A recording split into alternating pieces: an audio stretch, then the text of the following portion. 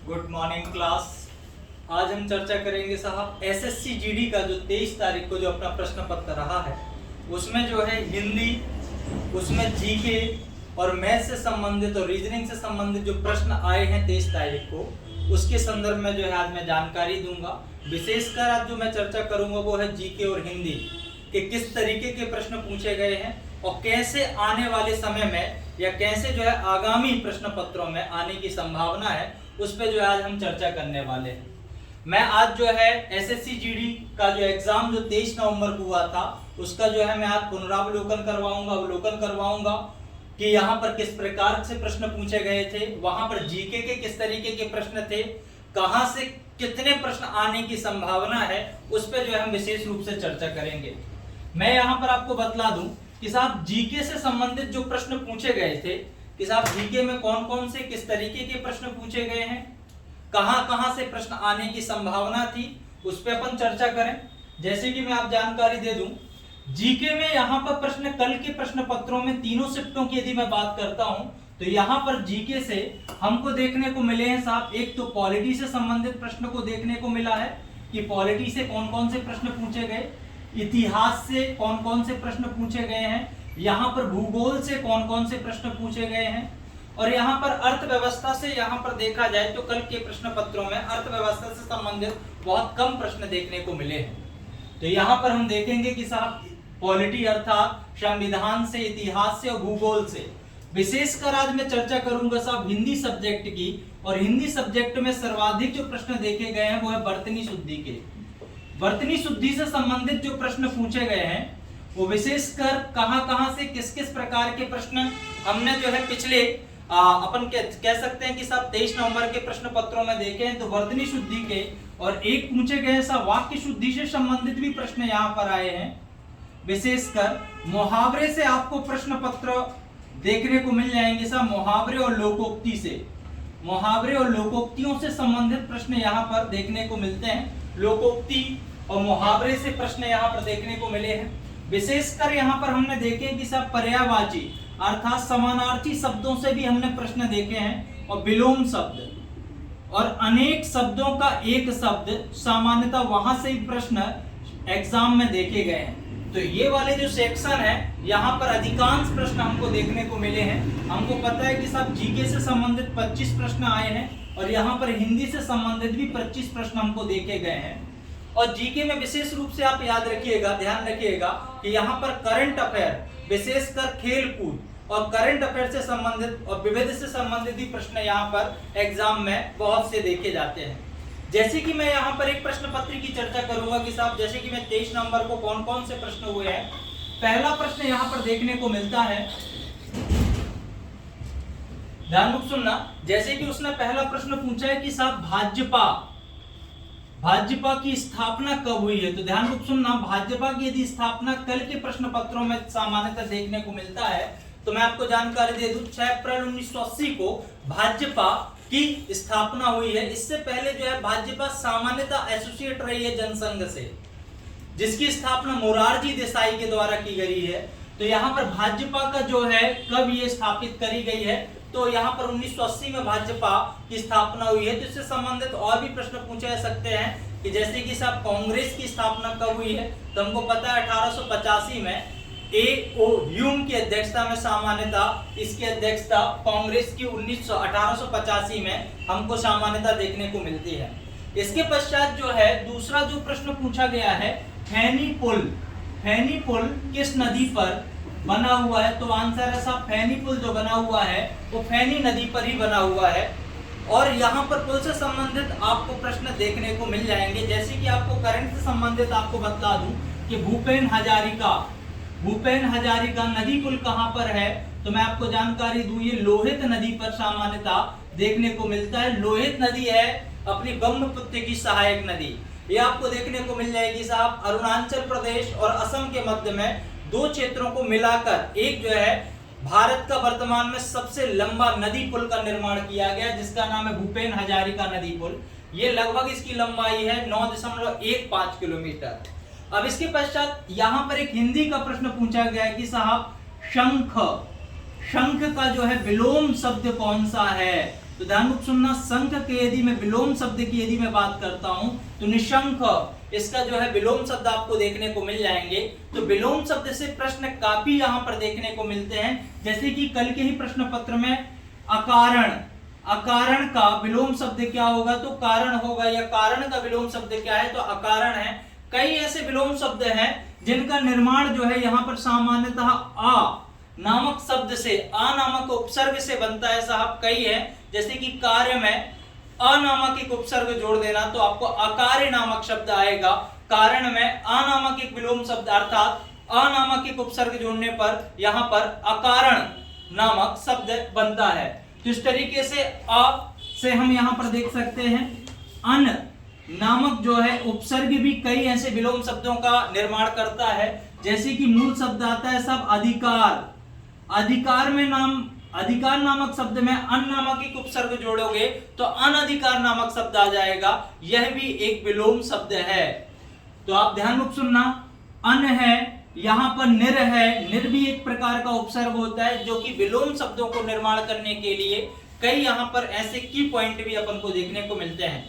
मैं नेक्स्ट प्रश्न की बात करता हूं साहब। एक अगला प्रश्न पूछा गया है साहब, जिसका कोई मूल्य ना हो, अर्थात अनेक शब्दों का एक शब्द से संबंधित प्रश्न पूछा गया है, जिसका कोई मूल्य ना हो, जिसका कोई मूल्य ना हो, जिसका कोई मूल्य ना हो, तो यह कहलाता है सब अमूल्य शब्द, ये कहलाता है अनेक शब्दों का एक शब्द। तो यहां पर आपको देखने को मिल जाएगा। अब यहाँ पर सबसे महत्वपूर्ण ये देखा जाता है कि साहब यहाँ पर विद्यार्थियों ने बतलाया कि साहब ये वर्तनी शुद्धि से संबंधित काफी प्रश्न यहाँ पर देखे गए हैं।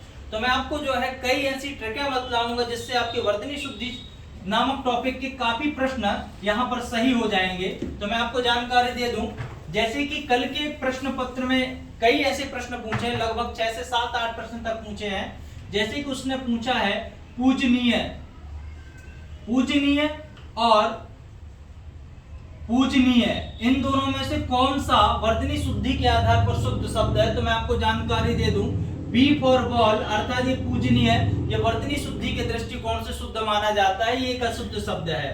तो उसने 4 ऑप्शन दिए थे कि साहब पूजनीय का वर्तनी शुद्धि कौन सा होगा, शुद्ध शब्द कौन सा होगा? तो पूजनीय नामक शब्द होगा। इसके पश्चात जो है मैं और भी ऐसे कई प्रश्नों की आगे चर्चा करूंगा। इसके पश्चात उसने एक जीके का प्रश्न पूछा है, हिंद महासागर, हिंद महासागर जो है विश्व में, हिंद महासागर विश्व में कौन सा सबसे बड़ा महासागर है? तो मैं आपको बतला दूं, महासागर वर्तमान में पूरे विश्व में 5 हैं। सबसे बड़ा महासागर प्रशांत माना जाता है, दूसरा बड़ा महासागर अटलांटिक महासागर है, और तीसरा लार्जेस्ट महासागर है साहब, जिसका नाम है इंडस ओशन अर्थात हिंद महासागर। ये जो है सामान्यतः एकमात्र ऐसा महासागर है जिसका नाम किसी देश के नाम पर पड़ा है, अर्थात हिंदुस्तान के नाम पर पड़ा है, इंडिया के नाम पर पड़ा है। इसको अंग्रेजी में इंडस ओशन और हिंदी में हिंद महासागर के नाम से जानते हैं। थर्ड लार्जेस्ट महासागर है, थर्ड लार्जेस्ट ओशन हमारा हिंद महासागर। फोर्थ में आता है आर्कटिक महासागर, और 5वां बड़ा महासागर है जो कि अंटार्कटिका महाद्वीप के चारों ओर है, उसका नाम है दक्षिणी महासागर। तो सबसे छोटा महासागर यदि पूछा जाए तो दक्षिणी महासागर, और तीसरा बड़ा महासागर है हिंद महासागर। नेक्स्ट प्रश्न की मैं चर्चा करूंगा, जैसे कि उसने एक विलोम शब्द पूछ लिया है कारण, कारण शब्द का विलोम क्या होगा? तो आ नामक एक उपसर्ग जोड़ देना अकारण। यदि पूछा जाए कार्य का विलोम शब्द क्या है, तो यहाँ पर अ नामक एक उपसर्ग जोड़ देना, तो यहाँ पर हो जाएगा अकार्य, यहाँ पर ये विलोम शब्द है। यदि यहाँ पर पूछा जाए अधिकार, अधिकार का क्या विलोम है? तो इसमें अन नामक एक उपसर्ग जोड़ देना, तो अनधिकार जो है इसका विलोम शब्द हो जाएगा। तो अधिकार का अनधिकार, तो ऐसे कई प्रश्न आपको विलोम शब्द से संबंधित देखने को मिलेंगे। एक प्रश्न उसने हिंदी में पूछा है मुहावरे का, मुहावरे क्या कहलाते हैं? तो मैं आपको जानकारी दे दूं, मुहावरा एक प्रकार का वाक्यांश है जिसका पूर्ण कोई अर्थ नहीं होता है। ये सामान्यतः वाक्य के अंतर्गत ही ये मुहावरों का प्रयोग किया जाता है। जैसे कि कई एग्जाम में मिलते हैं एग्जाम्पल, नाक रगड़ना, आंखों का तारा होना, 9-2-11 हो जाना, ये इस प्रकार के जो है प्रश्न देखने को मिलेंगे। हमने जो है तारीख के प्रश्न में मिला है, चादर से अधिक पैर फैलाना, मुहावरे का क्या अर्थ होगा? चादर से अधिक पैर फैलाना, मुहावरे का क्या अर्थ होगा? तो यहाँ पर चादर से अधिक पैर फैलाने का अर्थ होता है कि साहब अपने हैसियत से ज्यादा कोई काम कर देना, वो कहलाता है साहब चादर से अधिक पैर फैलाना, कि अपनी जो है उतनी क्षमता नहीं थी, हमने जो है अपनी क्षमता से परे जाकर कोई काम कर दिया, तो वो कहलाता है ऐसा। मुहावरे से संबंधित प्रश्न पूछा था। इसके पश्चात बरसात के 4 महीनों को अनेक शब्दों में, एक शब्द में एक प्रश्न पूछा है, बरसात के 4 महीनों को क्या किस नाम से जानते हैं? तो चौमासा कहलाता है या चतुर्मास के नाम से जाना जाएगा। बरसात के 4 महीनों को एक शब्द में कहेंगे चौमासा या चतुर्मास के नाम से जानते हैं। एक उसने प्रश्न जीके से संबंधित पूछा है, विशेषकर इतिहास से, कि पुर्तगाली व्यक्ति पहली बार कब भारत आया, या पुर्तगालियों ने भारत के क्षेत्र में कब अपना पहला व्यावसायिक प्रतिष्ठान या पहली बार कब आया है? तो मैं आपको जानकारी दे दूं, 1498 में पुर्तगाली व्यक्ति वास्को डी गामा भारत के कालीकट नामक बंदरगाह में आया था। इसके पश्चात यदि पूछा जाए कि दूसरा व्यक्ति कब आया है, तो मैं एक ट्रिक बतला दे रहा हूं साहब, कौन कौन से विदेशी व्यक्ति भारत में क्रमशः आए हैं। तो पीडीईएफ याद रखना, पहले आया है पुर्तगाली, दूसरा आया है डच, तीसरे नंबर पे आए हैं अंग्रेज और चौथे नंबर पर आए हैं फ्रांसीसी। ऐसा कौन सा विदेशी व्यक्ति है जो सबसे पहले आया था और सबसे बाद में गया है? तो आंसर है साहब पुर्तगाली।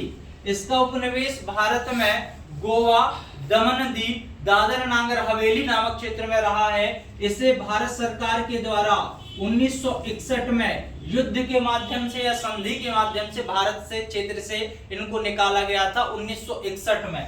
तो ध्यान रूप सुनना, ये सबसे पहले आए हैं और सबसे बाद में भारत से जाते हैं। ठीक, इसके पश्चात जो है नेक्स्ट जो प्रश्न एग्जाम में पूछा गया है, लाल सागर किस महासागर का हिस्सा है? प्रश्न पूछा गया है पिछली क्लास में या पिछले एग्जाम में, लाल सागर किस महासागर का हिस्सा है? तो मैं आपको ऑप्शन थे 4, हिंद महासागर का हिस्सा है क्या ये, प्रशांत महासागर का हिस्सा है क्या ये आर्कटिक महासागर का हिस्सा है क्या ये, और नेक्स्ट है क्या ये जो है अटलांटिक महासागर का हिस्सा है। तो ध्यान रूप सुनना, लाल सागर सामान्यतः हिंद महासागर का हिस्सा आपको देखने को मिलता है। अपन को पता है कि यहाँ पर सामान्यतः जो है एशिया महाद्वीप देखने को मिलता है, और यहाँ पर जो है सामान्यतः यहाँ पर अफ्रीका महाद्वीप देखने को मिलता है। अफ्रीका महाद्वीप को एशिया महाद्वीप से अलग करने के लिए एक जलीय क्षेत्र है जिसका नाम है लाल सागर। लाल सागर यहाँ पर आपको देखने को मिल जाएगा। यहीं पर एक पतला जल क्षेत्र मिलता है जिसको बोलते हैं अलमंडेब की जल संधि। ये लाल सागर और यहाँ पर है अरब सागर। अरब सागर है, अरब सागर हिस्सा हिंद महासागर का। तो इस तरीके से लाल सागर हिंद महासागर का हिस्सा कहलाता है। ये एग्जाम में पूछा गया है। अब नेक्स्ट प्रश्न पूछा जा सकता है कि साहब भूमध्य सागर किस महासागर का हिस्सा है? स्वेज नहर कहां से कहां के मध्य में सामान्यतः बनाई गई है? नेक्स्ट प्रश्न पूछा जा सकता है, आपको यहां पर देखने को मिल जाएगा जावा सागर किस महासागर का हिस्सा है? कैस्पियन सागर सामान्यतः देखा जाए तो किसी भी महासागर का हिस्सा नहीं है, ये एक प्रकार की झील है, विश्व की सबसे बड़ी झील कैस्पियन सागर सामान्यतः कहलाती है। तो यहाँ पर लाल सागर हिंद महासागर का हिस्सा कहलाती है। नेक्स्ट प्रश्न पूछा गया था कूच करना मुहावरे का अर्थ क्या है? तो कूच करना का अर्थ होता है साहब प्रस्थान करना। आपने देखा होगा राजा रजवाड़े इत्यादि जो है जब भी सेना को आज्ञा देते थे तो कूच करते थे, प्रस्थान करते थे युद्ध के लिए। तो कूच करने से संबंधित। अब इसके पश्चात जो है उसने करंट अफेयर से संबंधित प्रश्न पूछा है। जैसे कि उसने एक प्रश्न पूछा 12,000 रन तेजी से बनाने वाले खिलाड़ी का नाम क्या है? तो विराट कोहली। इससे संबंधित दूसरे प्रश्न पत्र में उसने पूछ लिया 22,000 रन तेजी से बनाने वाले खिलाड़ी का नाम क्या है? तो विराट कोहली। तो जो उसने जो है 22,000 रन जो है तेजी से बनाए हैं। इसके पश्चात जो है उसने पॉलिटी से संबंधित प्रश्न पूछा है। पॉलिटी अर्थात संविधान से संबंधित प्रश्न यहाँ पर देखा गया है कि यहाँ पर बाल श्रम पर रोक किस अनुच्छेद के अंतर्गत किया गया है? बाल श्रम पर रोक, बाल श्रम पर रोक भारतीय संविधान के किस अनुच्छेद में बाल श्रम पर रोक की गई है? तो भारतीय संविधान का अनुच्छेद 24 बाल श्रम पर रोक करता है। इसी से याद रखना, यदि कोई बोलता है बलपूर्वक श्रम करने से निषेध किया गया है, बंधुआ मजदूरी को निषेध किया गया है, बंधुआ मजदूरी, सागड़ी प्रथा, ये जो है बलपूर्वक किसी भी व्यक्ति से जो है श्रम नहीं करवाया जा सकता है। तो इसके बारे में जानकारी मिलती है अनुच्छेद 23 बाल श्रम बलात् श्रम, बलपूर्वक श्रम को निषिद्ध किया गया है। अनुच्छेद 23 के अंतर्गत ये जानकारी दी जाती है। और छोटे बालकों को या बालकों को किसी भी जोखिमपूर्ण किसी भी कारखाने में नहीं लगाया जा सकता है, निषेध किया गया है। बाल श्रम को पूर्णतः निषेध किया गया है, उसे बोला गया सब अनुच्छेद 24 के अंतर्गत। नेक्स्ट प्रश्न आया है सब एक संस्कृति से संबंधित है कि केरल में कौन सा पर्व मनाया जाता है। तो ध्यानपूर्वक सुनना, यहाँ पर प्रश्न पूछा गया है कि केरल में कौन सा पर्व मनाया जाता है। तो केरल में जो धूमधाम से मनाया जाने वाला जो पर्व है उसका नाम है ओणम। ये 10 दिनों तक चलने वाला एक पर्व है। इसी तरीके से इससे संबंधित प्रश्न पूछे जा सकते हैं कि साहब ये बतलाइए तमिलनाडु में कौन सा पर्व मनाया जाता है। तो पोंगल, पोंगल काफी इंपॉर्टेंट जो है तमिलनाडु का एक पर्व है। इसके पश्चात जो है नृत्य से संबंधित प्रश्न आ जाएंगे कि साहब तमिलनाडु में कौन सा नृत्य है। तो आप ध्यानपूर्वक सुनना, भरतनाट्यम जो है तमिलनाडु में एक काफी महत्वपूर्ण उसका जो है नृत्य है, राजकीय नृत्य है। इसके पश्चात कुचिपुड़ी जो नृत्य है यह आंध्र प्रदेश में होने वाला काफी महत्वपूर्ण एक नृत्य माना जाता है। तो केरल से संबंधित आया है कि केरल में कौन सा पर्व धूमधाम से मनाया जाता है, तो ओणम। इसके पश्चात जो है एक मुहावरा और पूछा है, भेंड बना लेना का मुहावरे का अर्थ क्या है। भेंड बना लेना, भेंड बना लेना, ध्यान सुनना, भेंड बना लेने का अर्थ होता है गुलाम बना लेना। भेंड बना लेने का अर्थ होता है अनुगामी कर लेना। भेंड बना लेने का अर्थ होता है अनुगामी या किसी को गुलाम बना लेना। जटिल का विलोम शब्द क्या है। तो जटिल का विलोम शब्द होता है सरल। जटिल का विलोम शब्द होता है सरल। बाणभट्ट की रचना बतलाइए, ये किसके राज दरबारी है। तो ध्यान सुनना, बाणभट्ट की रचना है, उनकी रचना विशेष रूप से याद रखना। एक तो है साहब हर्ष चरित्र, दूसरी है कादम्बरी। तो बाणभट्ट की 2 रचनाएं काफी इंपॉर्टेंट है, कादम्बरी और हर्ष चरित्र। और ये सामान्यतः हर्षवर्धन के राज दरबारी थे। तो हर्षवर्धन के राज दरबारी कवि का नाम क्या है, तो उसका नाम है साहब बाणभट्ट। और इनकी 2 रचनाएं हैं, एक तो हर्ष चरित्र है और दूसरी है कादम्बरी। ये काफी इंपॉर्टेंट इनकी रचनाएं हैं। अब इसके पश्चात एक उसने प्रश्न पूछ लिया है खेल से संबंधित, आईपीएल में लगातार 2 मेडल ओवर फेंकने वाले खिलाड़ी का नाम क्या है। तो आंसर है साहब मोहम्मद सिराज। इन्होंने जो है आईपीएल में लगातार 2 ओवर मेडल फेंके हैं। इसके पश्चात एक प्रश्न पूछा है मुहावरे का, गागर में सागर भरना। गागर में सागर, गागर में सागर का क्या अर्थ होता है। तो ध्यान सुनना, बहुत से थोड़े शब्दों में बहुत बड़ी चीज को कह जाना, ये कहलाता है गागर में सागर। मुहावरे का अर्थ होता है थोड़े शब्दों में बड़ी बात को कहना, ये कहलाता है। ध्यान सुनना, एक उसने प्रश्न पूछा है, जावा गर्त कहां पर विद्यमान है। जावा गर्त की स्थिति कहां पर है। तो ध्यान सुनना, जावा गर्त, इसको सुंडा गर्त के नाम से भी जानते हैं, ये हिंद महासागर में सामान्यतः देखने को मिलता है। आप इसी से संबंधित एक प्रश्न और पूछा जा सकता है, मेरियाना ट्रंच। मेरियाना ट्रंच ये कहां पर देखने को मिलता है। तो मेरियाना ट्रंच फिलिस्तीन के आसपास वाले क्षेत्र में आपको देखने को मिल जाएगा साहब। फिलीपींस के आसपास वाले क्षेत्र में मेरियाना ट्रंच मिलता है, प्रशांत महासागर में है। विश्व का सबसे गहरा गर्त मेरियाना ट्रंच के नाम से जाना जाता है। इसके पश्चात एक और पॉलिटी से संबंधित प्रश्न पूछा था, प्राण एवं दैहिक स्वतंत्रता। प्राण एवं दैहिक स्वतंत्रता भारतीय संविधान के किस अनुच्छेद में प्राण एवं दैहिक स्वतंत्रताओं की बात करी गई है। तो अनुच्छेद 21। इसी से संबंधित मैं और भी प्रश्न बता देता हूं कि साहब यदि कोई बोलता है जीवन जीने का अधिकार, यदि कोई बोलता है विदेश जाने का अधिकार, यदि कोई बोलता है नींद लेने का अधिकार, ये सभी आर्टिकल 21 के अंतर्गत इन सभी चीजों की जानकारी दी जाती है। राज्य विधि द्वारा स्थापित प्रक्रिया के अनुसार ही किसी व्यक्ति के प्राणों को ले सकता है, यह भी जानकारी आर्टिकल 21 में दी गई है। तो यहाँ पर हमारा पॉलिटी का एक और नेक्स्ट प्रश्न देखने को मिला है, प्राण एवं दैहिक स्वतंत्रता किस अनुच्छेद में उल्लेखित है? तो 21। इसके पश्चात एक इतिहास का प्रश्न है, गांधी इरविन समझौता। गांधी इरविन समझौता कब हुआ है? गांधी इरविन समझौता सामान्यतः आपको देखने को मिल जाता है साहब, ये 1931 में गांधी और इरविन के मध्य में एक समझौता हुआ था, उसके बारे में जानकारी मिलती है साहब 1931। ये है गांधी इरविन समझौता, 5 मार्च 1931। इसके पश्चात एक प्रश्न खेल से संबंधित है, अंचित शरद कमाल किस खेल से संबंधित है? तो टेबल टेनिस से संबंधित एक व्यक्ति विशेष है। इसके पश्चात उसने एक प्रश्न पूछा है, स्टैच्यू ऑफ पीस,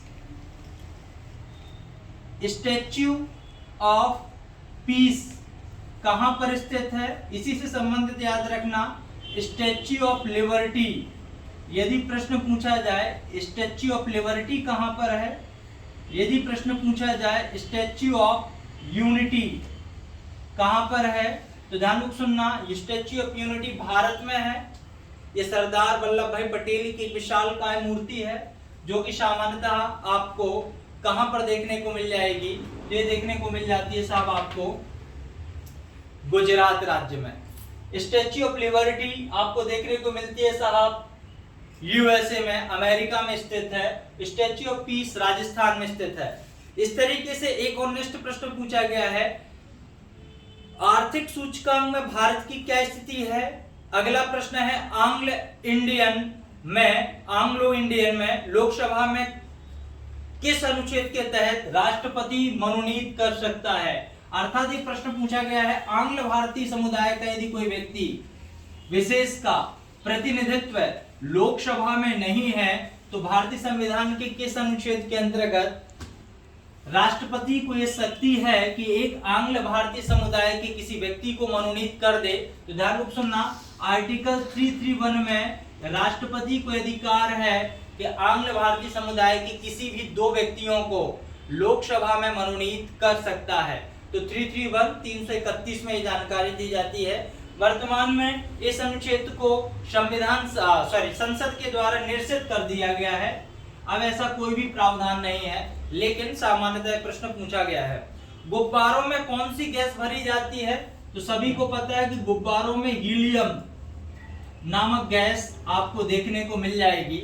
नेक्स्ट प्रश्न है, पक्षी का पर्यायवाची। मैंने आपको बोला था कि पक्षी का क्या पर्यायवाची है, हिंदी से संबंधित पर्यायवाची शब्द पूछा गया है। पक्षी का पर्यायवाची आपको खग देखने को मिल जाएगा। पक्षी का पर्यायवाची चूंकि ये आकाश में गगन में उड़ता है, तो याद रखना इसको हम नभचर के नाम से भी जानते हैं, ये गगनचर के नाम से भी जाना जाता है। तो इसके 3 नाम हैं, खग, नभचर, गगनचर। मैंने ये 3 नाम उल्लेखित किए हैं, कई और इसके पर्याय शब्द हो सकते हैं। इसके पश्चात एक और पर्यायवाची उसने पूछा है, ओज। ओज का क्या पर्यायवाची है? तो ध्यान रखना, ओज का अर्थ होता है तेज, ओज का अर्थ होता है शक्ति, बल, चमक, कांति, दीप्ति। ये जो है इसके पर्यायवाची सामान्यतः देखने को मिलते हैं। कली के प्रश्न में आपको रश्मि का भी पर्यायवाची देखने को मिलता है। रश्मि, रश्मि का क्या पर्यायवाची होगा? तो ज्योति होती है, प्रभा होती है, किरण है और मरीचि। तो ये जो है इसकी पर्यायवाची आपको देखने को मिल जाएंगे साहब, ज्योति, प्रभा, मरीचि। ये जो है इसके पर्यायवाची हैं साहब रश्मि के। तो एग्जाम में सामान्यतः आपको फोकस करना है, एक तो पर्यायवाची शब्दों को विशेष रूप से याद करते हुए जाना है, विशेष रूप से आपको विलोम शब्दों को देखते हुए जाना है। विलोम शब्द की मैं एक ट्रिक भी बतलाऊंगा, जिससे आपके अधिकांश विलोम शब्द सही होने की संभावना बनी रहती है। ये नियमों पर आधारित कुछ विलोम शब्द अपने देखने को मिलते हैं, जैसे कि कई ऐसे शब्द हैं जिसमें यदि किसी एक उपसर्ग का प्रयोग कर ले तो वो जो है उसके विपरीत अर्थ को बोधित कर देते हैं। जैसे कि मैंने आपको बतलाया, सरल एग्जाम्पल बतला दे रहा हूं। कार्य नामक शब्द में एक उपसर्ग जोड़ दो आ, कारण नामक शब्द में एक उपसर्ग जोड़ दो आ, तो अकारण, अकार्य। और इसी तरीके से आपको देखने को अन्य एग्जाम्पल मिल जाएंगे, जैसे कि साहब यहाँ पर निर नामक एक उपसर्ग है, अन नामक एक उपसर्ग है, इन उपसर्गों का प्रयोग करके, दुर नामक एक उपसर्ग है, इन उपसर्गों का प्रयोग करके भी हम मूल शब्द में इन उपसर्गों का प्रयोग करके विपरीत अर्थ का प्राप्त कर लेते हैं। जैसे कि मैंने आपको बतलाया, दुर नामक एक उपसर्ग होता है, निर नामक एक उपसर्ग होता है, अन नामक एक उपसर्ग होता है। इन उपसर्गों का प्रयोग करके हम विलोम शब्द को प्राप्त कर लेते हैं। ठीक, समझ में आई बात? तो ये जो है, जैसे कि यहां पर मैंने बोला कि साहब आचरण, आचरण नामक शब्द में आप दुर नामक एक उपसर्ग को जोड़ देना। आचरण में एक मूल शब्द है, इसका विलोम शब्द यदि मैं बोलता हूं तो ध्यान से सुनना, ये हो जाएगा दुराचरण। इसी तरीके से यदि मैं बोलता हूं साहब, यदि मैंने एक शब्द लिखा है आवश्यक, आवश्यक नामक शब्द लिख रहा हूं, इसमें यदि मैं अन नामक एक उपसर्ग जोड़ूंगा तो यहां पर एक मूल शब्द मिलकर आता है साहब, विपरीत अर्थ मिलता है अनावश्यक। तो इस तरीके से जो है कई ऐसे उपसर्गों का प्रयोग करके हम विपरीत अर्थ को पहचान लेते हैं। इसी तरीके से मैं आगे बढ़ता हूं। एक इतिहास का प्रश्न है, इम्फाल का युद्ध किन किन देशों के मध्य में, या ये कहां पर है इम्फाल? तो मुझे पता है मणिपुर की राजधानी अपनी इम्फाल जानी जाती है। मणिपुर की राजधानी इम्फाल है और इम्फाल का युद्ध, इम्फाल का युद्ध सामान्यतः जापान और अंग्रेजों के मध्य में, जापान और ब्रिटिश के मध्य में सामान्यतः लड़ा गया था। इसके पश्चात एक इतिहास का प्रश्न और है, 1915 में गांधी के द्वारा भारत आने के पश्चात 1 वर्ष तक भारत भ्रमण करने की जो है सलाह या किसने कहा था? तो ध्यान से सुनना, गांधी के राजनीतिक गुरु माने जाते हैं, महात्मा गांधी के राजनीतिक गुरु का नाम है, उनका नाम है गोपाल कृष्ण गोखले। इन्हीं के कहने पर इन्होंने 1 वर्ष तक का जो है भारत भ्रमण किया था 1915 में। ये इतिहास का प्रश्न है। इसके पश्चात एक प्रश्न है, पश्चिमी घाट की सबसे ऊंची चोटी कौन सी है? पश्चिमी घाट, पश्चिमी घाट की सबसे ऊंची चोटी का नाम बतलाओ। तो पश्चिमी घाट हमको पता है कि भारत के पश्चिम में सामान्यतः ये पूरी की पूरी जो रेंज है ये पश्चिमी घाट के नाम से जानी जाती है। पश्चिमी घाट की जो सबसे ऊंची चोटी है वो केरल और तमिलनाडु के बॉर्डर में स्थित है, जिसको बोलते हैं साहब अन्नामुदी, विशेषकर केरल में स्थित है। इसके पश्चात दूसरी ऊंची चोटी कौन सी है? तो अन्नामला, ये जो है दूसरी ऊंची चोटी है नीलगिरी पर्वत श्रेणी की, तमिलनाडु में देखने को मिल जाती है, जिसका नाम है डोडोबेटा। तो प्रश्न अपना यही है कि दक्षिण भारत की सबसे ऊंची चोटी या पश्चिमी घाट की सबसे ऊंची चोटी का नाम बतलाओ। तो अन्नामुदी, ये 2696 मीटर की ऊंचाई पर है। अन्नामुदी, अन्नामुदी सबसे ऊंची चोटी है साहब, मुडी, इसकी चोटी है दक्षिण भारत की सबसे ऊंची। इसके पश्चात एक प्रश्न है, संविधान प्रस्ताव कब पारित हुआ है? संविधान का प्रस्ताव कब पारित हुआ है? 2 प्रश्न बनने की संभावना है।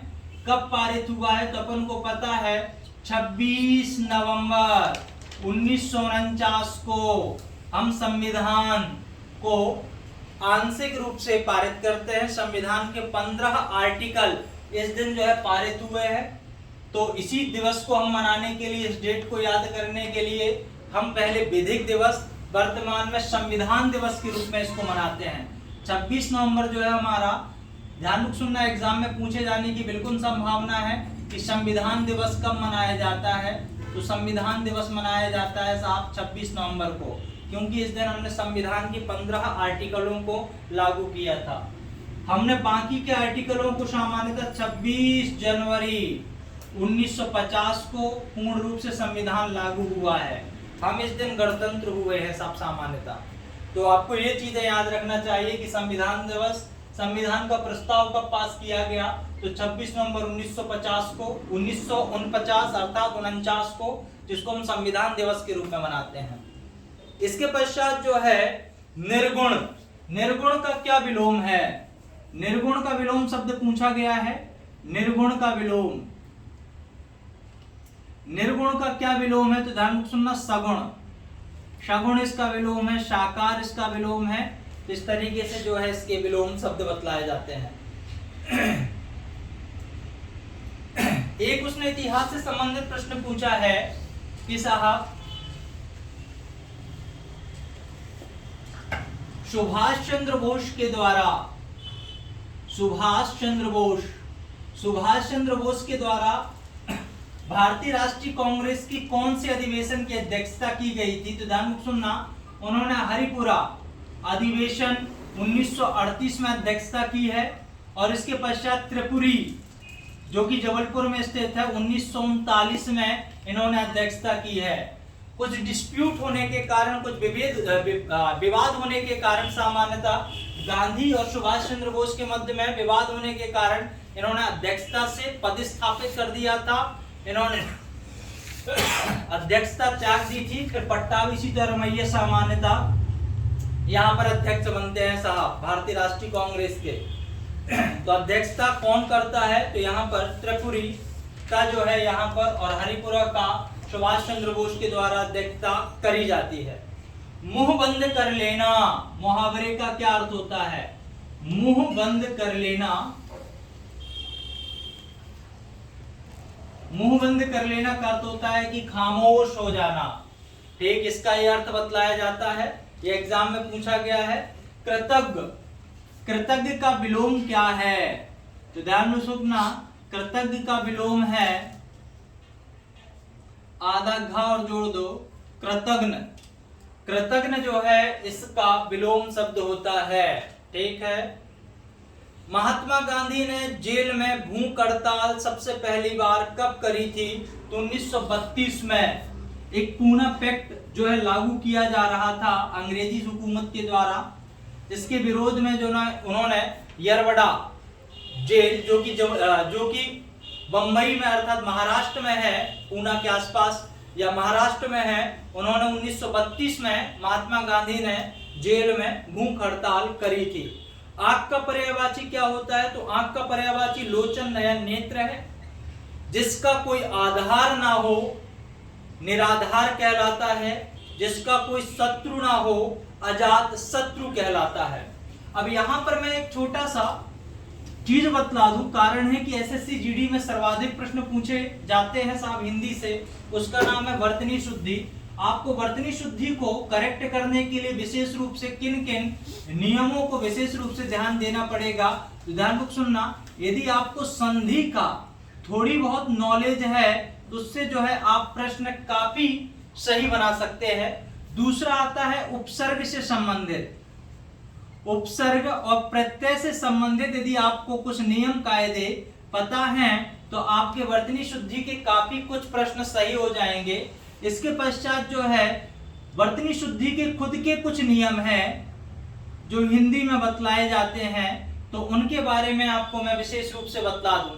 जैसे कि आपको याद रखना है, एक कहलाते हैं सब उच्छिप्त शब्द। उच्छिप्त शब्द क्या कहलाते हैं? तो मैं आपको जानकारी दे दूं, हिंदी में दो उच्छिप्त शब्द हैं, ड़ा है और ढा है। ध्यान सुनना, इन शब्दों से कभी भी कोई शब्द हिंदी का प्रारंभ में नहीं होगा, अर्थात इनका प्रयोग हिंदी में बीच में ही देखा जाता है। तो उच्छिप्त वर्ण जो है कभी भी किसी भी शब्द का प्रारंभ उच्छिप्तों से नहीं होता है, यह हमेशा बीच में देखेंगे। जैसे कि मैंने लिखा यहाँ पर पढ़ना, यहाँ पर मैंने लिखा साहब सड़क, यहाँ पर मैंने लिखा है साहब सड़ना। तो इस तरीके से उच्छिप्तों का प्रयोग सामान्यतः बीच में देखा जाता है।